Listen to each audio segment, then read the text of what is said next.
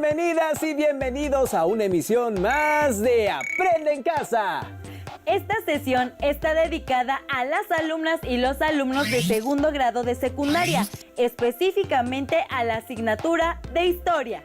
Antes de comenzar con el tema, les invitamos a colaborar en las actividades al interior de sus hogares y a realizar trabajo en equipo con su familia durante esta contingencia. Así como a relacionarse con empatía, tolerancia y paciencia con su familia, especialmente en este tiempo. Además, las y los invitamos a tener a la mano un lápiz y un cuaderno o una hoja para anotar las ideas principales que escuchen y las preguntas que les puedan surgir a lo largo de la sesión y a que posteriormente las integren a su carpeta de experiencias. Tengan presente que al regresar a clases presentarán esta carpeta a su maestra o maestro y a sus compañeras y compañeros. En esta sesión abordarán el tema de las reformas borbónicas. El propósito es que identifiquen el espacio de las reformas borbónicas en las instituciones de la Nueva España. Cabe destacar que durante la segunda mitad del siglo XVIII, en España y todos sus reinos, incluida la Nueva España, se dieron cambios significativos conocidos como reformas borbónicas. Esos cambios difícilmente se entenderían sin tener en cuenta diversos acontecimientos. Así es, el primer acontecimiento fue el cambio de dinastía en España, cuando los Habsburgo concluyeron su gobierno y lo tomaron los Borbones. El segundo acontecimiento fue el surgimiento de la Ilustración y sus consecuencias en los ámbitos de la política, la economía y la cultura. ¿Cuál era la diferencia entre los Habsburgo y los Borbones? Para responder esta pregunta, es preciso regresar un poco en el tiempo, cuando Carlos I de España, V de Alemania, hijo de Juana la Loca y de Felipe el Hermoso, gobernó España de 1516 a 1556. Con él, en España, inició el reinado de la familia de los Habsburgo, cuyos miembros desde la Edad Media habían sido los emperadores del Sacro Imperio Romano Germánico. Los primeros monarcas de esta familia implementaron en España y en todos sus reinos el absolutismo, que es una forma de gobierno en la que el monarca es el eje de todo el poder público. Esto implicó la ausencia de una constitución o de leyes a la que el rey se tuviera que sujetar en su gobierno. Durante los casi 2 siglos en los que los Habsburgo permanecieron en España, la norma fue la voluntad del monarca en turno, y esta se expresaba mediante cédulas y ordenanzas reales. Esto originó cierto desorden en el gobierno, ya que con frecuencia se presentaban contradicciones entre lo establecido en uno de estos documentos y lo estipulado en otro.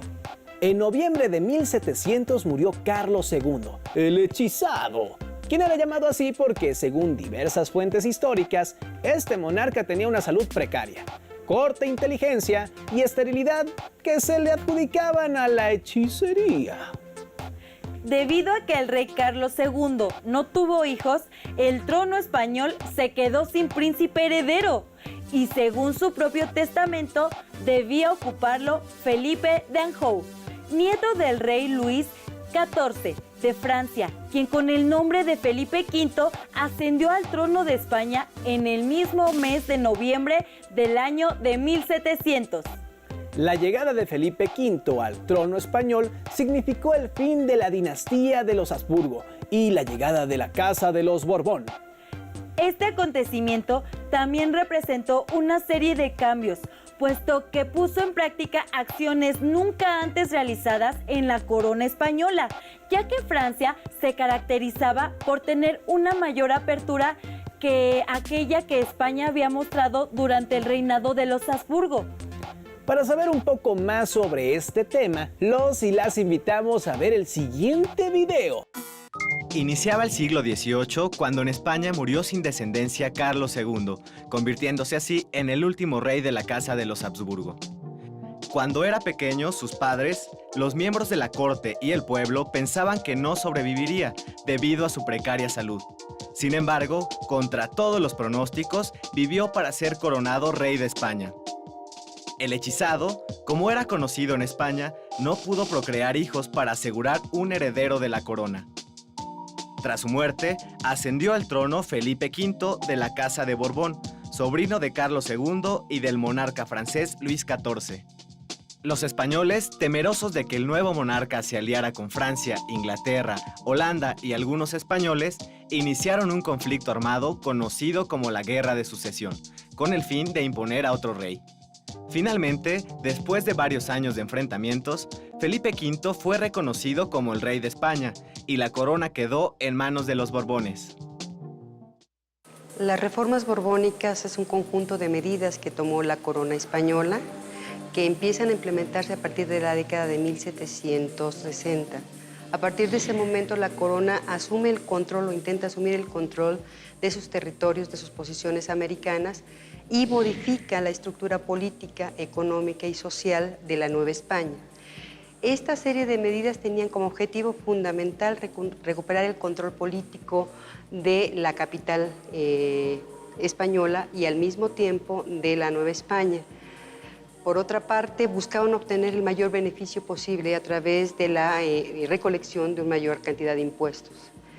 Para ello se realizaron una serie de leyes que modificaron la relación con el clero. Por ejemplo, en relación con la Iglesia, la expulsión de los jesuitas en 1767 muestra el punto más importante del control que va a tener la corona española sobre la Iglesia. Otra de las medidas más importantes tiene que ver con la consolidación de vales reales, que a partir de 1804 va a significar el control de las propiedades y de los recursos de la Iglesia.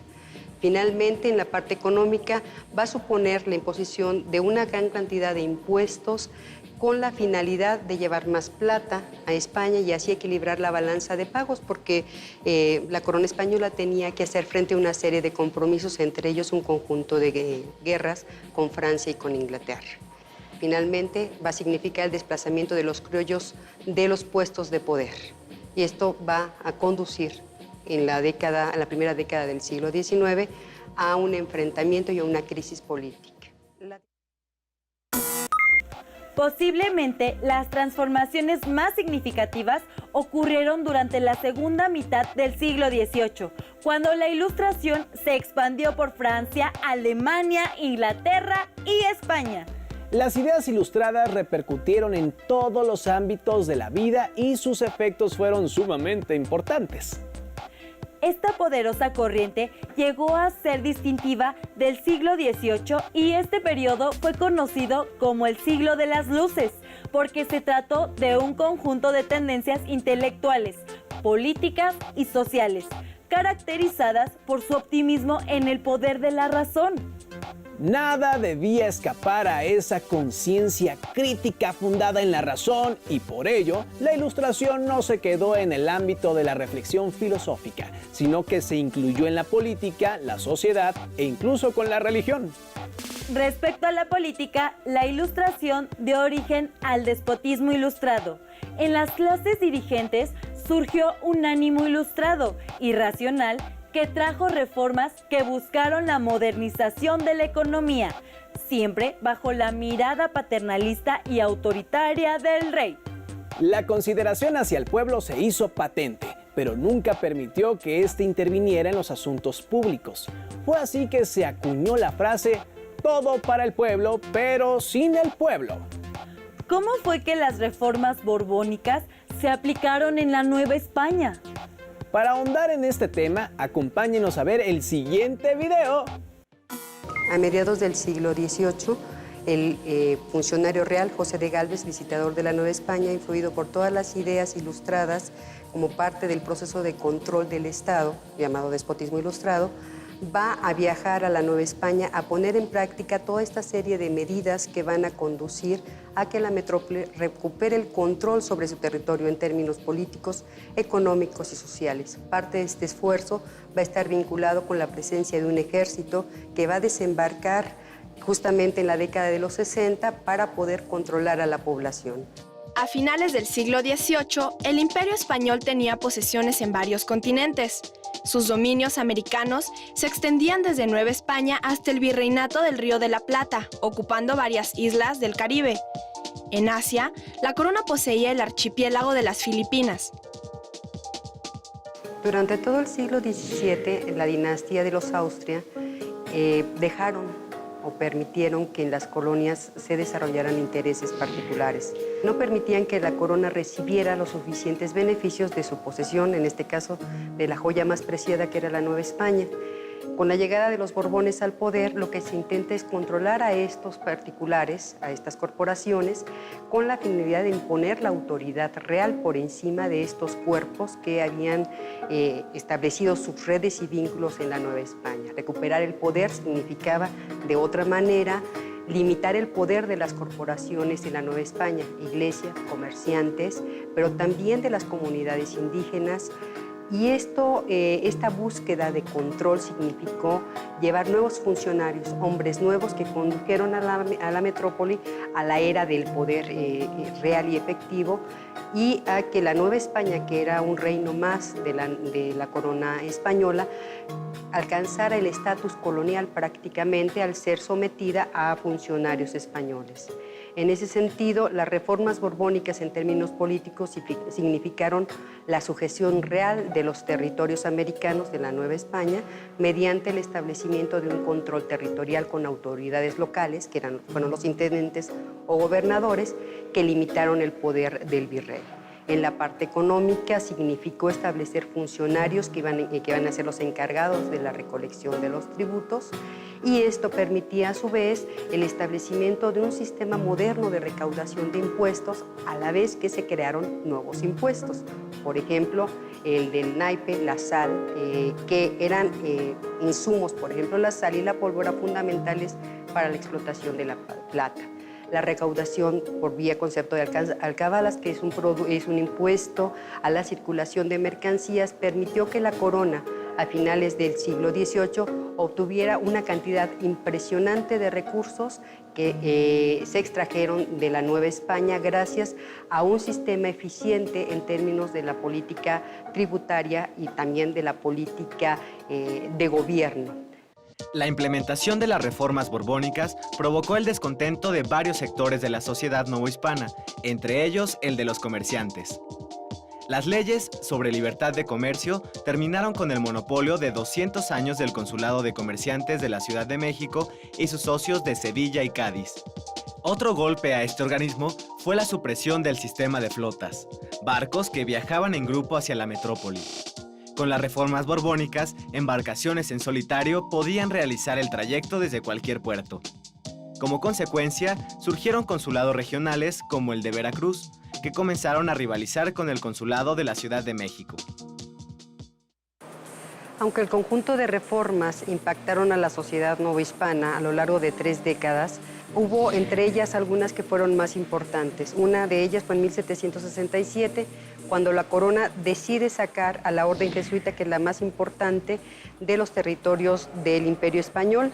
En un mismo día, en todas partes, con mucho sigilo, se ordena la salida y el embarco de los jesuitas hacia Veracruz. El impacto que va a tener esta salida va a ser muy grande, porque va a ocasionar revueltas que van a ser sofocadas gracias a la presencia del ejército español, que ha desembarcado apenas unos años antes.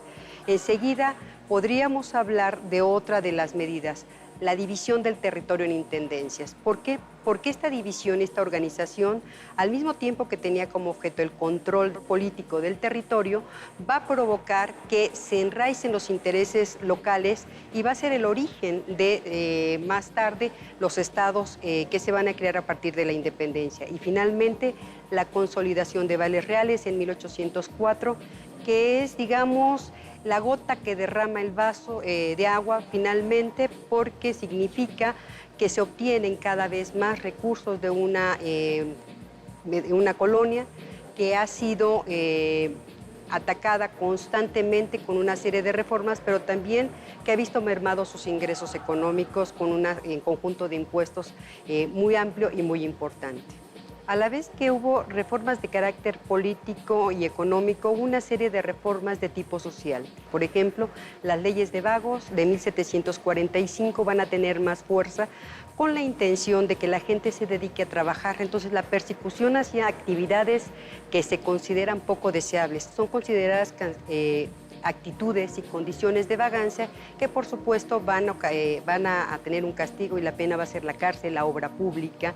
En fin, esta serie de medidas de control de la población va a abarcar un amplio espectro. Por ejemplo, las diversiones, las fiestas de toros, los carnavales van a salir de los espacios urbanos porque se busca que la población se divierta de manera decente, asistiendo al teatro, por ejemplo, y reglamentando también qué tipo de obras se van a presentar y cómo en los espacios entre cada uno de los actos se deben bailar cierto tipo de bailes donde las mujeres finalmente no deben enseñar, por ejemplo, más allá de la pantorrilla. Esto muestra que las reformas borbónicas constituyeron un amplio abanico de posibilidades donde la corona intentaba imponer incluso una visión moral sobre la conducta y la población. En el ámbito cultural, las autoridades reales fomentaron toda clase de instituciones renovadoras o bien las fundaron. Así, abrieron sus puertas la Real Escuela de Cirugía en 1768, la Academia de San Carlos en 1782, el Jardín Botánico en 1787 y el Real Seminario de Minería en 1792, cuyos laboratorios permitieron hacer descubrimientos mineralógicos a don Andrés del Río.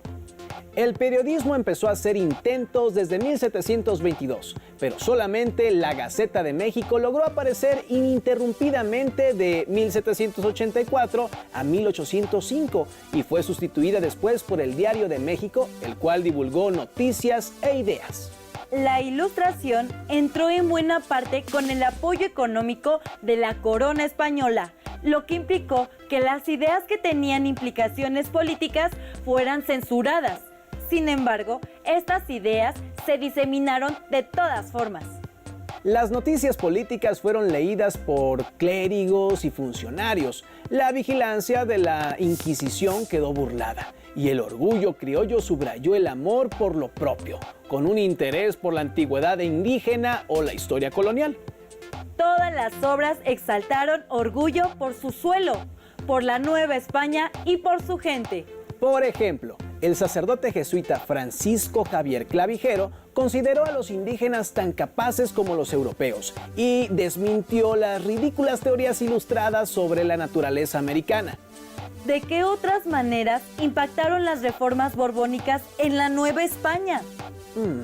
Las y los invitamos a ver el siguiente segmento audiovisual para responder esta pregunta. Los Borbones llevaron a cabo una reorganización administrativa y territorial de Nueva España. Al dividir el territorio en intendencias, buscaron tener mayor control sobre la colonia y, al mismo tiempo, restar poder al virrey, implantando la figura del intendente. José de Gálvez, cuando llegó a la Nueva España en 1767, trató de imponer el sistema de intendencias, que era una división del territorio. No pudo, le costó mucho trabajo. 20 años después, en 1786, logró que se decretara la Real Orden de Creación de las Intendencias. Se crearon 12, es decir, el territorio del virreinato de la Nueva España fue dividido en 12 espacios jurisdiccionales que tenían un intendente que hacía las veces de las funciones del virrey en cada uno de sus territorios. El poder que tenía el virrey sobre todo el territorio de la Nueva España se divide y ahora van a ser los intendentes a partir de 1786 quienes van a ejercer las funciones del Ejecutivo en su territorio. Con esto le quitan el poder al virrey al mismo tiempo que someten a los ayuntamientos o cabildos a la jurisdicción del intendente. La otra parte importante es la función económica.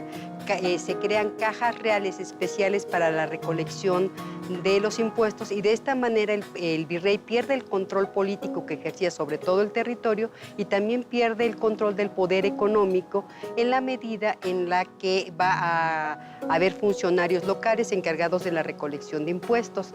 Desafortunadamente, a la muerte del visitador de Gálvez, el virrey reasume el control de la parte fiscal, pero no de la parte política. Esto va a provocar la autonomía regional y la vinculación de intereses particulares en cada una de las 12 intendencias en las que se divide el territorio. La política reformista y los Borbones transformó mecanismos de organización profundamente arraigados en la economía, la administración, el fisco y las relaciones sociales. Ante estas, surgieron resistencias y oposiciones por parte de los diferentes sectores de la sociedad que se vieron afectados por su implementación. Recuerden que los criollos eran aquellos que nacieron en la Nueva España de padres españoles. Mientras que los peninsulares eran los españoles que nacieron en la península ibérica, es decir, en España, y que iban a trabajar a la Nueva España. El reformismo borbónico hizo mucho para fortalecer el sentimiento criollo, porque tanto las instituciones que se crearon en esa época como los altos cargos burocráticos únicamente podían ser dirigidos por los peninsulares. Por lo cual, los criollos se molestaron, ya que a ellos solamente se les daban oficios de ayudantes. 1808 y 1809 fueron los últimos años borbónicos y fueron difíciles, pues el virreinato perdió su solvencia económica y además hubo sequías, lo que provocó el descontento social. Como remedio contra la desigualdad, los criollos humanistas propusieron acabar con el sistema de tutela para los indígenas, hacer a todos iguales ante la ley y repartir las tierras de las comunidades indígenas. Contra el despotismo político apoyaban la doctrina de la soberanía popular. Contra la dependencia fundamentaron la necesidad y las ventajas que le acarrearía a la Nueva España el separarse de la Vieja España. Comenzaron a haber levantamientos en distintos lugares de la Nueva España. Por ejemplo, en Michoacán hubo un intento frustrado de revolución liberal en el año de 1808. Con todo y este final tan complicado, el periodo de las reformas borbónicas enmarcó un auge económico y cultural que no se volvió a ver en los siguientes 100 años.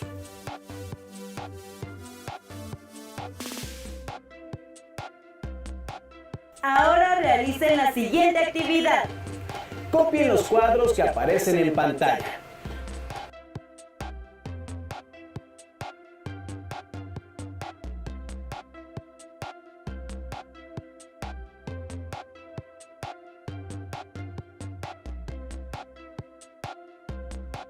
Completen los cuadros con información sobre los cambios en materia político-administrativa y económica que impulsaron las reformas borbónicas.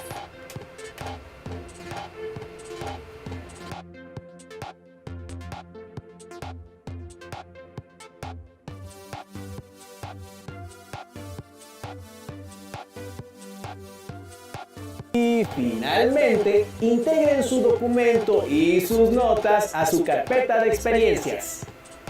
Si tienen la oportunidad de leer el libro La Nueva España de Antonio Rubial, podrán conocer más sobre las reformas borbónicas. Les sugerimos invitar a su familia a comentar sobre este tema y a compartir sus inquietudes. Además, les recordamos que ante esta contingencia es importante crear relaciones empáticas con su familia, considerando la paciencia y la tolerancia. Con esto llegamos al final de esta sesión, pero los y las invitamos a continuar con la programación de Aprende en Casa. ¡Hasta la próxima!